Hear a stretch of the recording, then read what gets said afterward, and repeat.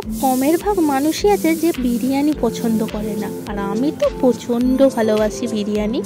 আবার অনেকেই আছো যে বেশি মশলা দেওয়া বিরিয়ানি খেতে পারো না, যেমন আমিই বলতে পারো, এবং তাদের জন্য এই ভিডিওটা। তারা কিন্তু একবার হলেও ভিডিওটা পুরোটা দেখো। তাহলে আর কি, চলো চিকেনটাকে ভালো করে একটু মেকআপ করিয়ে নিই। মেকআপ করানোর জন্য লবণ, টক দই, সর্ষের তেল আর তার সাথে হলুদ গুঁড়ো, লঙ্কার গুঁড়ো আর আদা রসুনের রসটা দিতে কিন্তু ভুলবেন না।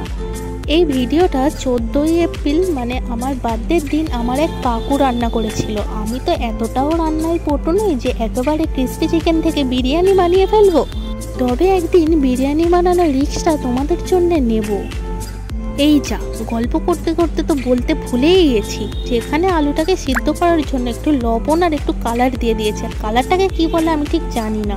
তারপর আর কি বিরিয়ানিটার জন্য চালটাকে ভিজিয়ে রেখেছি, আর তারপর আলুগুলো সিদ্ধ হওয়ার পর একে একে গরম তেলে ভেজে নিয়েছি।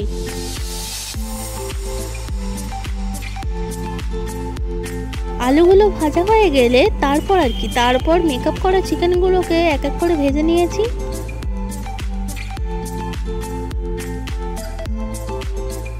একদিকে যেরকম চিকেনটাকে ভেজে নেওয়া হচ্ছিল, আর অন্যদিকে ভাতটা করার জন্য একটা বড় হাঁড়িতে জল দিয়ে তার মধ্যে তেজপাতা আর লবণ দেওয়া হয়েছিল। আর জলটা একটু গরম হওয়ার জন্য একটু ওয়েট করতে হবে, আর গরম হয়ে গেলে ভিজিয়ে রাখা চালগুলোকে এই গরম জলের মধ্যে দিয়ে দিতে হবে। আর তারপর গোটা গরম মশলাগুলোকে একটু কড়াই নেড়ে ছেড়ে নিয়ে মিক্সিতে ভালো করে গুঁড়িয়ে নিয়েছি। আর এরপর বেরেস্তার জন্য ডুবো তেলে পেঁয়াজগুলোকে ভেজে নিয়েছি। তারপর আর কি দমে বসানোর জন্য আরেকটু ভালো করে মেকআপ করিয়ে নিই। তারপর ভেজে রাখা চিকেন আর আলু দিয়ে তার উপরে খোয়া ক্ষীর আর সেই গুঁড়িয়ে রাখা মশলাটা দিয়ে দিয়েছি। আর এরপর দুধ আর কেশরটাকে ফুটিয়ে নিয়ে একটু মিঠা আতর আর একটু গোলাপ জল দিয়ে দিয়েছি। এরপর চিকেনটা যে ভেজেছিলাম সেই তেলটা একটু দিয়ে দিয়েছি। আর এখানে আমি 70% ভাতটাকে সিদ্ধ করে নিয়েছি, কারণ দমে বসাবো তো ওই জন্যে।